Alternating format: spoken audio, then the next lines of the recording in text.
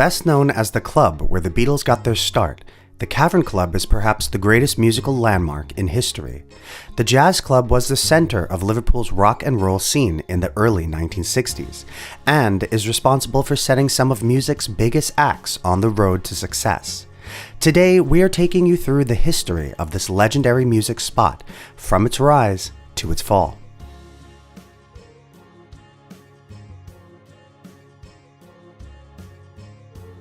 Located on Matthew Street in Liverpool, the Cavern Club opened in 1957. Owner Alan Sittner's inspiration for the club came from those found in the Jazz District in Paris, which had plenty of clubs in cellars. After returning from a trip to Paris, Sittner went out searching for a venue for his club, with Paris's jazz club Le Cavern de la Hachette as his main source of inspiration. Eventually, he found the spot where the Cavern Club would open, which had previously been a fruit warehouse and, before that, a World War II air raid shelter. The first band to ever perform in the Cavern Club was called the Merseysippy Jazz Band. It was opening night, January 16, 1957, and a reported 600 people were in attendance. While Sittner's original intentions for the club were to have mostly jazz acts perform, the Cavern quickly became a place dominated by skiffle music. The Quarrymen, John Lennon's first band, had their first performance at the Cavern on August 7, 1957. The band got booked to play the Cavern when Nigel Walley, who occasionally played tea-chest bass for the group, asked Sittner's dad to schedule them while the two were playing a round of golf. After hearing the proposition from his father, Sittner agreed to let the Quarrymen play skiffle between two jazz acts. Before going on stage for their first gig at the Cavern, the band members argued about the set list, with Lennon urging the band to play rock and roll songs. However, the rest of the Quarrymen disagreed, as the Cavern didn't allow rock and roll music at the time. But once they were up there and had finished their skiffle song, Lennon told the band to play Elvis Presley's Don't Be Cruel. Rod Davis, the banjo player, told him the audience would hate it, but Lennon started playing the song anyway, leaving the rest of the group no choice but to join in. During the song, Sittner made his way through the crowd and handed Lennon a note that read, "Cut out the bloody rock and roll." Paul McCartney joined the Quarrymen in October of 1957 and played with the group at the Cavern for the first time on January 24, 1958.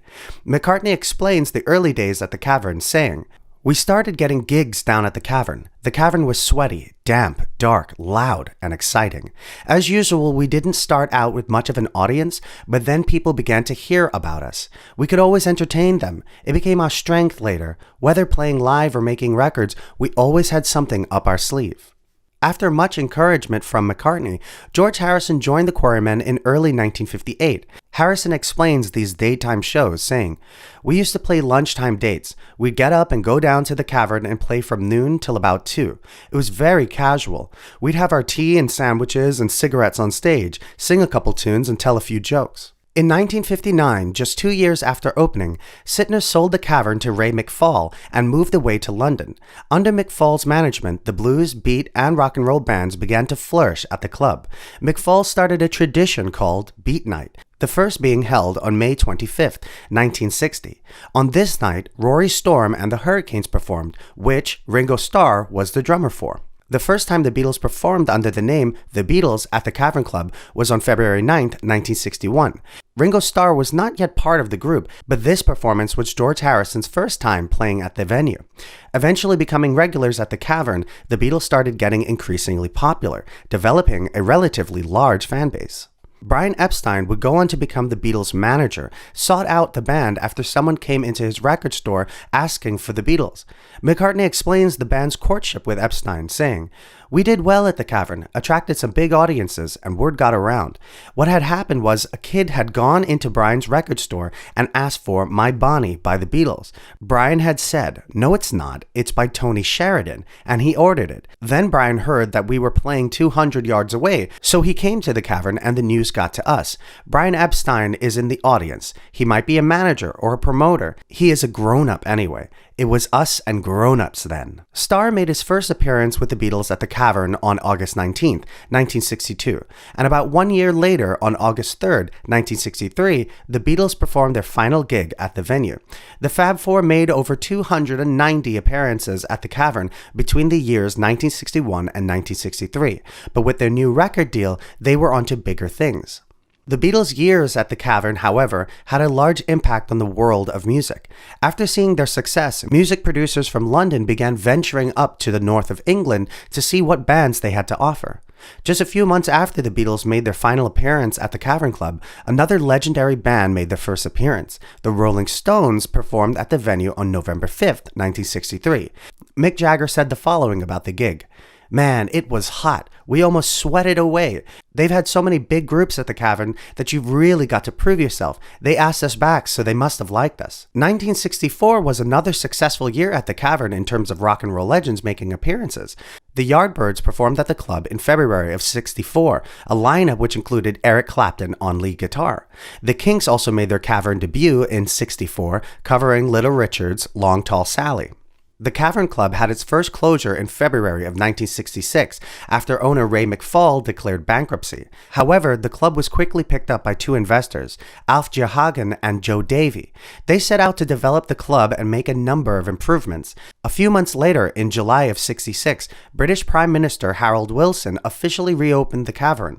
Since its closure, the club had added a new entrance, a gift shop, a boutique, a coffee lounge, and an eatery. Ownership switched again in the 1970s, a decade that brought on an onslaught of challenges for the Cavern.